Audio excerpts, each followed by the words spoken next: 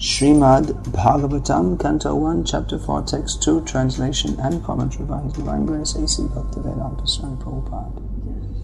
Shonaka Uvacha Sutta Sutta Mahabhaga Vadano Vadatang Vara Katang Bhagavatim Punyam Yadaha Bhagavan Chukaha. Shonaka said, O Sutta Goswami, you are the most fortunate and respected of all those who can speak and recite. Please relate the pious message of Srimad Bhagavatam, which was spoken by the great and powerful sage, Shukadeva Goswami. Purport: Sutta Goswami is twice addressed herein by Shonak Goswami out of great joy because he and the members of the assembly were eager to hear the text of Bhagavatam uttered by Shukadeva Goswami. They were not interested in hearing it from a bogus person who would interpret in his own way to suit his own purpose. Generally, the so-called Bhagavatam reciters are either professional readers or so-called learned impersonalists who cannot enter into the transcendental personal activities of the Supreme Person. Such impersonalists twist some meanings out of Bhagavatam to suit and support impersonalist views, and the professional readers at once go to the 10th canto to misexplain the most confidential part of the Lord's pastimes. Neither of these reciters are bona fide persons to recite Bhagavatam. Only one who is prepared to present Bhagavatam in the light of Shukadeva Goswami, and only those who are prepared to hear Shukadeva Goswami and his representative are bona fide participants in the transcendental discussion of Srimad Bhagavatam. Shonaka Uvacha Sutta Sutta Mahabhaga Vadano Vadatang Vara Katang Bhagavatim Punyam Yadaha Bhagavan Chukaha.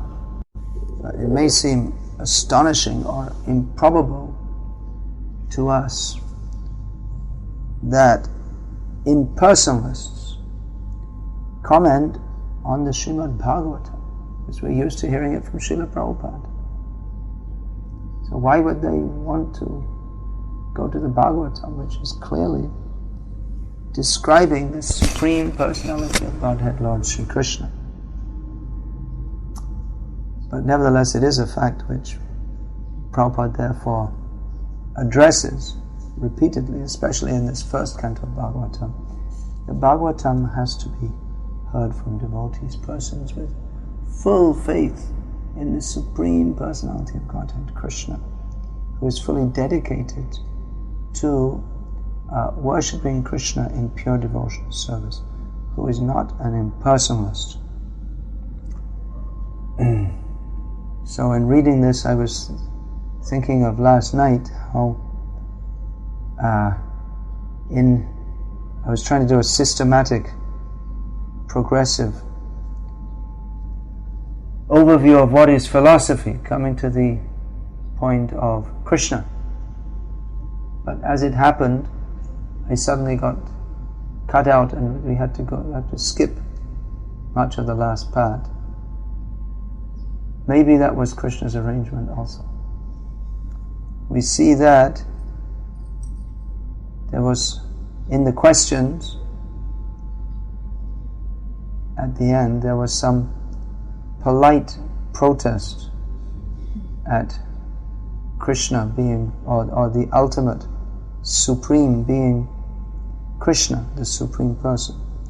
Up to that point, I'd mostly spoken in general terms of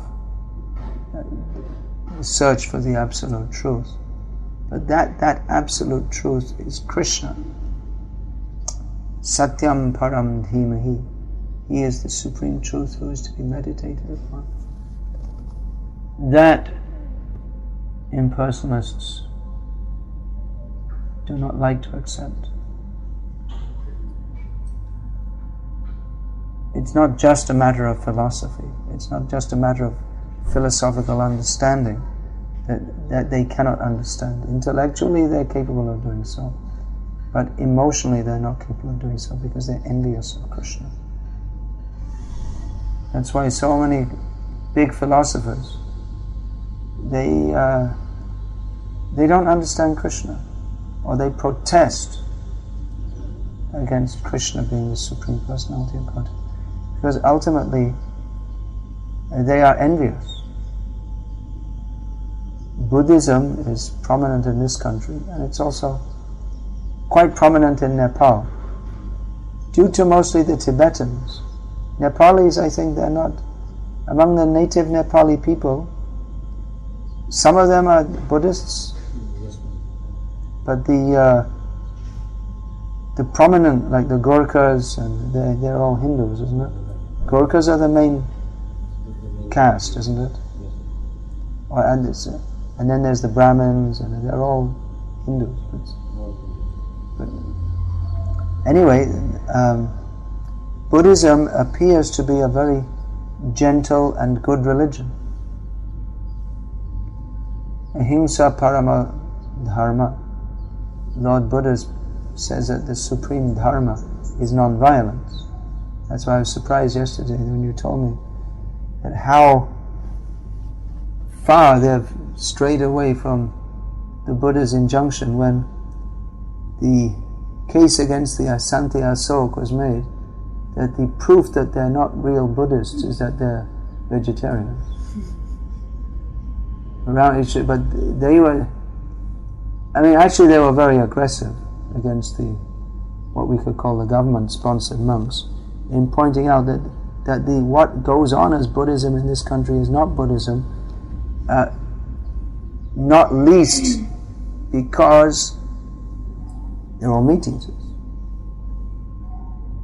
So Buddhism appears to be a very gentle, mild religion, and the culture is there such as that they have military coups, just like they had less than a week ago here, is it? And no one gets shot. And even after some time the deposed ruler is not reinstated, not as a leader, but they don't kill him or even punish him usually. They just let him off. So Buddhism is a culture. It promotes many good qualities and moral values. However, ultimately, it's probably the most envious teaching on earth, even more so than Islam. Although, that was one hell of a statement. I don't want to make that too often. That Islam is an envious culture. Actually, Islam cannot be. Islam means surrender to God, so it cannot be envious. It cannot be envy. But as it's promoted or propagated, there are certainly prominent elements in Islam that promote violence. Recently the Pope made a statement that was saying that Islam was, what was it, something like a violent religion or something, and in protest that this is not true, we're not a violent religion, they made so much violence. So is for true, whether it's true or not, for better or worse, Islam has a reputation in the non-Islamic world as being a force to be feared, because if you don't do what they let you do, if you don't let them do what they want, or if you even slightly criticize, they don't want to discuss, and there's immediately violent retribution. That's why you'll find if in some school book or something they make some mistake, and then immediately they make some statement about Islam that Muslims don't like, then they'll protest with violence and they'll immediately rectify it because they're afraid. It's a fear-inspiring ethos that's promoted. That's a generalization, but it's not wholly off the mark. Whereas Buddhism is very peaceful. Even, at least we can say, especially as it's practiced in this country, although in Sri Lanka the Buddhist government forces are smashing the Tamil tigers. They're fighting with them. And also it's not that Thais can't fight, but in general it's known as a peace-promoting ethos, and they try to do everything in a way that, according to the Buddha's precepts, which are not his precepts, but they're common precepts of not giving harm to others. Satyam bruyat, priyam bruyat, ma bruyat, satyam apriya. That one should speak the truth, one should speak pleasingly. This is from Manu, the lawgiver for the Vedic society. One should speak truthfully, one should speak pleasingly. One should not even speak the truth if it is unpleasing. So Buddhism appears to be very gentle and mild, but philosophically it's deep envy of the personality of Godhead. My experience of the time I was preaching in Thailand is that Thai people, they remain very calm. They don't get upset easily. When they get upset, you have to be careful, because they get very upset. There's nothing in between. They don't get slowly upset. They just go from smiling one minute to killing you the next. But one thing I found is that often Thai people will get upset if you start to talk about God. They don't like that idea. They're actually very much opposed to it. So this philosophy that everything is nothing, as I was talking yesterday about Buddhist arithmetic, 1 + 1 = 0. So it's actually very envious, denying the existence of the personality of Godhead, and denying the existence of anything, of ourselves also. Although they're very busy enjoying the non-existence with their non-selves. So this Buddhism, impersonalism, they are cousins, bad cousins. Akasura, Bakasura. They want to kill Krishna. They're very envious of Krishna. So we see this influence is very strong, is practically everyone, even the non-Buddhists, the Muslims were speaking yesterday at that meeting. But even though they believe in what, for want of a better term, is called God, they're very strong to, especially in Islam, they're very strong to deny the personality of God. They don't like that. They think that it's blasphemy to speak of the person, to speak of God as a person. So I didn't have time to go through all that discussion of philosophy of the supreme, even with neutral philosophical speculation, we can accept the supreme as a person, and then if he's a person, should have personality. So I didn't, in answering the question, I was able to do so to some extent, but it's very, very difficult to convince people of this part, because mostly people, when we talk about philosophy, first of all, most people are not interested in philosophy. And then the next thing is, even if they're interested in philosophy, as Prabhupada uses this, he says here, a bogus person would interpret in his own way to suit his own purposes. Philosophy, mostly it's for people, for their own purposes. Whatever they want to believe, they believe. It's not that people are sincere seekers of truth, but what they want to believe, they believe. That's all. So, we can present philosophy like this, as we did yesterday, but actually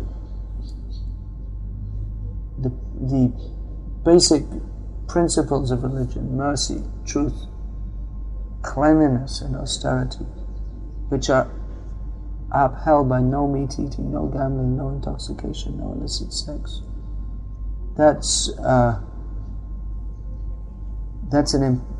It's important to emphasize these principles also, because people who are meat eaters, what are they going to understand about philosophy ultimately? And their idea of philosophy is just some intellectual adjustments, gymnastics. But for one who is in the lower modes of nature, by eating meat, then their consciousness remains highly polluted, and the beauty, the appeal, the charm of Krishna, it's very difficult for them to appreciate this. Of course, our movement is not meant just for promoting vegetarianism. There's a lot more than that. But at the same time,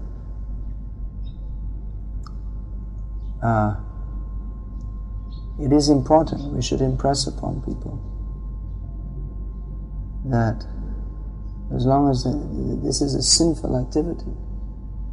Prabhupada writes here in this first canto, in one of the later chapters, he speaks about the appearance of Lord Buddha, and he says, he emphasizes that Buddhists, how are they Buddhists?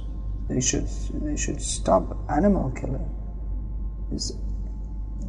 Animal killing is the cause of so many problems in human society. They're surprised how so they're afraid of terrorism, but at the same time terrorism is being promoted by animal slaughter. So the basic principles of religion need to be understood, but we see how much resistant people are. You know, saying that the main argument against the Santia Salt being Buddhist is that they're vegetarians. There's so much against the idea of not eating meat. They're so addicted that we should eat meat, and they have the idea it makes you very strong. It gives you lots of energy so that you can enjoy sense gratification more. Prabhupada writes in one purport in the fourth canto that materialistic people advertise that we require meat so that we can be strong, so that we can enjoy sex. And then to keep the balance between meat eating and sex, it's required that we can take wine to digest the meat, so that we can work hard like asses. So very wrong ideas. It's been, with no scientific evidence whatsoever, they're promoted that eating more meat will make you strong. Which, like I said, there's no scientific proof whatsoever. And we see that the elephant, the buffalo, they're strong animals, but they don't eat meat, they just eat grass. So they've just assumed this or presumed this because they want to eat meat. It's also interesting that this Santia Asok, they became so much persecuted that it may be that if our movement becomes more prominent among the Thai people, it's quite likely that their niceness may change to not niceness. When they feel, as long as they're not threatened, as long as their sense gratification, as long as they feel their sense gratification is not threatened, then they're nice. But then when they feel their sense gratification is threatened, then they become not nice. So if we're promoting no meat eating, and we should accept Krishna as the Supreme Personality of Godhead, who we have to subordinate ourselves to, then they may become not very nice. Impersonalists, they like to be nice. They smile and say everything is wonderful, we should tolerate everything. So they tolerate all kinds of nonsense, but if we like to speak the truth, then they become very intolerant. This man was saying this, that all universal principles, your universal principles, my universal principles, we can meet together. But no, your universal principle, you say, you eat what you like. No, we can't accept. There's their idea that we should tolerate everything. We should accept all opinions as equal. It sounds very good, but it's logically flawed. Because if someone's opinion is that we don't accept that all opinions are equal, then you can't accommodate both accepting all opinions as equal and also accepting the opinion that all opinions are not equal. So he didn't like that when I was saying that there is truth, but it's not that everyone is on the same level. I didn't say everything is all the same, it's all one. And he didn't like me, he became disturbed by that. However, truth is truth, fact is fact, and that should be stated. Krishna is the Supreme Personality of Godhead. Actual truth is as given in Srimad Bhagavatam, and we should adhere to that and not compromise with impersonalists and voidists. So any question about this? Sarvameta manye yam mam vadasi Keshava. Arjuna said to Krishna, I accept everything you say. So that's all right.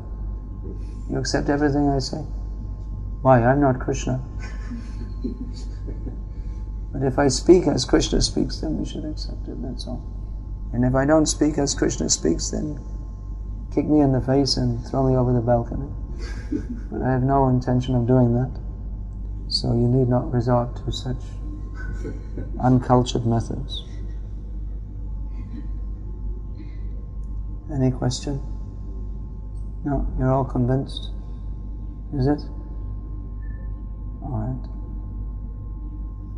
Hare Krishna, Krishna Krishna, Hare Hare, Hare Rama, Rama Rama, Hare Hare. All glories to Srila Prabhupada. All glories to Sri Guru and Sri Govinda.